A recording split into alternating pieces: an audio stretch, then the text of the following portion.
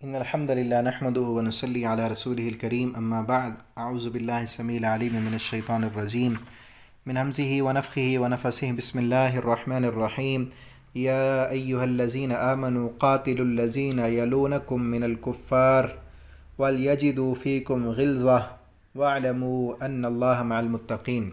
ترجمہ قرآن کورس میں آج انشاءاللہ سورہ توبہ آیت نمبر 123 سے ہم پڑھیں گے، اور یہ سورہ توبہ کا آخری رکوع یہاں سے شروع ہو رہا ہے۔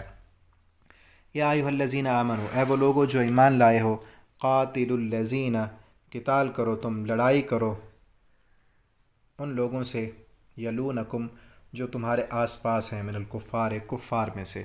یہاں پر نا جہاد کا قانون بتایا جا رہا ہے کہ پہلے قریب والے، الاول فالاول، الاقرب فالاقرب کے مطابق، یعنی کافروں سے جہاد کرنا ہے۔ تو رسول اللہ صلی اللہ علیہ وسلم نے پہلے جزیرۃ العرب میں آباد جو مشرک تھے ان سے قتال کیا۔ جب ان سے فارغ ہو گئے، وہاں اسلام کی حکومت قائم ہو گئی، تو پھر اللہ تعالیٰ نے مکہ، طائف، یمن جو ہے یمامہ، اس کے ساتھ ساتھ پھر خیبر، حضر موت اور قریب قریب کے جتنے بھی علاقے تھے، ان تمام پر اللہ تعالیٰ نے مسلمانوں کو غلبہ عطا فرمایا، اور پھر سارے قبائل فوج در فوج اسلام میں داخل ہوئے۔ اور اسی طرح پھر اہل کتاب سے لڑائی کا آغاز فرمایا، اور 9 ہجری میں جو اب ہم پڑھ رہے ہیں، یہ واقعہ اس صورت میں پیچھے پڑھا ہم نے، رومیوں سے قتال کیا۔ ان سے قتال کرنے کے لیے آپ صلی اللہ علیہ وسلم تشریف لے گئے، جو واقعہ ہم نے پڑھا۔ جبکہ یہ روم جو تھا عرب سے باہر تھا، سعودی عرب میں، یہ جو سارے پیچھے میں نے علاقے بتائے یہ سب اب سعودی عرب میں شامل ہیں۔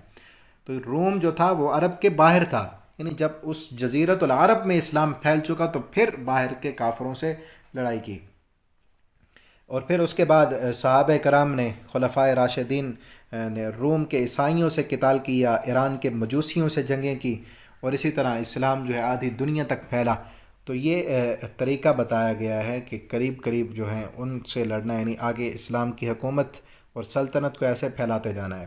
وَلْيَجِدُوا فِيكُمْ غِلْظَةً، اور چاہیے کہ وہ پائیں تم میں غلظتاً، تنگی، سختی، ان کو پتہ چلے کہ مسلمان ہمارے خلاف ہیں۔ جیسے ہے نا اپنوں کے لیے نرم ہو، حلقہ یاراں تو بریشم کی طرح نرم، رزم حق و باطل ہو تو فولاد ہے مومن۔ مومن کے دل میں کافر کے لیے سختی ہونی چاہیے۔ یہ رکھی اللہ نے دل کی سختی اس لیے رکھی ہے کہ کافر کے لیے ہونی چاہیے۔ آج ہم نے اپنوں کے لیے سختیاں کر لی ہیں۔ وَاعْلَمُوا أَنَّ اللَّهَ مَعَ الْمُتَّقِينَ، اور جان لو کہ اللہ کی مدد متقین کے ساتھ ہے۔ وَإِذَا مَا أُنزِلَتْ سُورَةٌ، اور جب نازل ہوتی ہے کوئی بھی سورت، فَمِنْهُمْ، پس اس میں، مَن يَقُولُ، جب وہ کہتے ہیں، أَيُّكُمْ زَادَتْهُ هَٰذِهِ ایمانا، کون ہے تم میں سے زادتہ حاضی، کہ زیادہ کیا ہو اس کو اس صورت نے ایمانا، ایمان کے لحاظ سے۔ یہ منافقوں کا تذکرہ ہے۔ جب کوئی ایسی صورت قرآن کی نازل ہوتی تو دوسرے منافق ایک دوسرے سے کہتے ہیں کہ دیکھو یہ آیتیں سن کر تمہارے ایمان میں کوئی اضافہ ہوا ہے۔ منافق جو تھے کہاں سے ایمان میں اضافہ ہونا ہے؟ وَإِذَا تُلِيَتْ عَلَيْهِمْ آيَاتُ زَادَتْهُمْ ایمانا، یہ تو مومن کی خوبی ہے کہ جب اس پر قرآن کی آیتیں پڑھی جاتی ہیں اس کا ایمان بڑھ جاتا ہے۔ منافق تو نفاق میں اور زیادہ ہوتا ہے، ٹھیک ہے نا۔ فَأَمَّا الَّذِينَ آمَنُوا، پس اللہ تعالیٰ فرماتے ہیں رہے وہ لوگ جو ایمان لائے، فَزَادَتْهُمْ ایمانا، ان کا ایمان زیادہ ہو جاتا ہے، وَهُمْ يَسْتَبْشِرُونَ، اور وہ ان آیتوں سے خوش ہوتے ہیں، قرآن کی آیتیں پڑھ کر خوش ہوتے ہیں۔ جس طرح آپ قرآن پڑھ رہے ہیں، جس طرح زیادہ زیادہ ہوتا جا رہا ہے، سمجھ آتی جاتی ہے، تو دل میں خوشی کی ایک کیفیت، جب ایمان والی جنت کی خوشخبریاں ہم دیکھتے ہیں تو خوشی کی کیفیت ہوتی ہے۔ جب جہنم کے حالات پڑھتے ہیں تو ڈر آتا ہے۔ یہ ایمان کی خوبی ہے کہ جب انسان اللہ کے عذابوں کا تذکرہ ہو تو اس کا ڈر جو ہے وہ بڑھ جاتا ہے۔ جب اللہ کی جنت، اللہ کی رحمت کا تذکرہ ہو تو ایمان بڑھ جاتا ہے، تو اس کا خوشی دل میں آتی ہے۔ تو یہی ایمان ہے۔ اللہ تعالی ہمارے اس ایمان کو مضبوط فرمائیں۔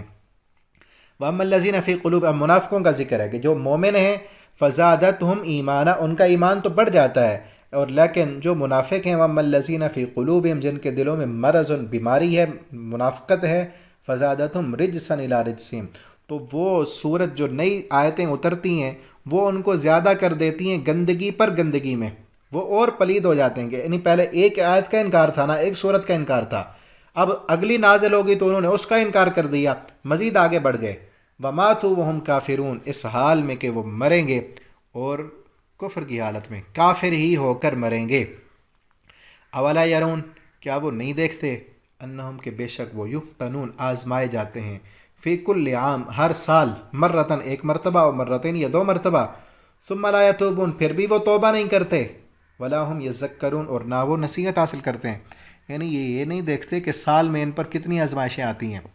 کبھی ان کے نفاق کا پردہ چاک کیا جاتا ہے، اور کبھی ان پر کوئی قوم آ کر حملہ کر دیتی ہے، کبھی بھوک اور افلاس ان پر آتا ہے. اور آج بھی دیکھیں ہم کہ ہر سال میں کتنی آزمائشیں آتی ہیں، کبھی سیلاب، کبھی طوفان، کبھی زلزلے، ٹھیک ہے نا، کبھی ایک دوسرے کے ساتھ لڑائیاں، قتل و غارت، کتنی آزمائشیں، کبھی مہنگائی کے طوفان، یہ ساری چیزیں آتی ہیں. ثم لا یتوبون، اللہ فرماتے پھر بھی یہ توبہ نہیں کرتے. تو یعنی آیت تو اس وقت تھی نا، قرآن تو قیامت تک کے لیے ہے. آج ہم اس آیت پر ذرا غور کریں، دیکھیں ایک سال میں کتنی آزمائشیں آئیں ہم پر، بحیثیت قوم، بحیثیت مسلمان. اگر پوری دنیا کے مسلمانوں کی حالت اور کیفیت دیکھیں تو کشمیر میں، فلسطین میں، برما میں کتنے مسلمانوں کو مارا اور پیٹا، قتل کیا جا رہا ہے. اور بحیثیت پاکستانی اگر اپنے ملک کے حالات دیکھیں تو وہاں کتنی آزمائشیں ہیں، سال میں کتنی تکلیفیں آتی ہیں. اور پھر اس سے نچلے لیول پر آئیں تو پھر آزمائشیں اور تکلیفیں دیکھ لیں. یہ کیوں آتی ہیں؟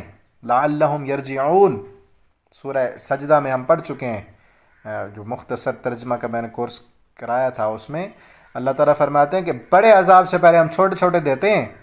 یہ چھوٹے چھوٹے عذاب، کبھی زلزلے، کبھی سیلاب، کبھی طوفان، کبھی مہنگائی، کبھی بے روزگاری، کبھی قحط، یہ ساری چیزیں اس لیے ہیں لعلہم یرجعون، تاکہ رجوع کریں، توبہ کریں. یہاں پر بھی وہی مضمون ہے. اولا یرون انہم یفتنون فی کل عام مرہ، یہ دیکھتے نہیں کہ ہم ان پر کتنی آزمائشیں دیتے ہیں، ان کے اپنے پلان، ان کی بنائی ہوئی پالیسیاں وہ سب فیل ہو جاتے ہیں. کس لیے کہ اللہ کے سامنے گھٹنے ٹیکیں اور اپنے گناہوں کی معافی مانگیں. لیکن اللہ فرماتے ثم لا یتوبون، پھر بھی یہ توبہ نہیں کرتے، ولا هم یذکرون، ایسے تھوڑے تھوڑے عذاب سے نصیحت ہی نہیں حاصل کرتے، بڑے عذاب کے انتظار میں. تو اللہ تعالیٰ سے دعا ہے اللہ رب العالمین ہمیں یہ چھوٹی چھوٹی جو آزمائشیں اور تکلیفیں ہیں ان پر پلٹ آنے اور توبہ کرنے کی توفیق دیں، تاکہ ہم بڑے عذاب سے بچ جائیں. یہ ہمارے گناہوں کا سبب ہے. اور آج دیکھیں اس وقت کہ ہمارے ملک پاکستان کے حالات کیا ہیں، کس طرف رخ جا رہا ہے. مسلمان کو مار رہے ہیں، کوئی کسی کو دوسرے ملک کا ایجنٹ کہہ کے مار رہا ہے، کوئی کسی کو گستاخ کہہ کے، گستاخی رسول کے فتوے لگا کے مار رہا ہے. یہ کیا ہیں سب کلمہ پڑھنے والے مسلمان. یہ ہمارے گناہوں کا نتیجہ ہے. معافی مانگیں اللہ سے، توبہ اور استغفار کریں، تاکہ اللہ رب العالمین ہمارے حالات کو بہتر کر دیں. اللہ ہم سب کو قرآن پڑھنے، سمجھنے، اس کے مطابق عمل کرنے والا بنا دیں. ان اسباق کو زیادہ سے زیادہ دوستوں تک پہنچائیں، شیئر کریں، تاکہ آپ کے لیے بھی صدقہ جاریہ بنے. والسلام علیکم ورحمۃ اللہ.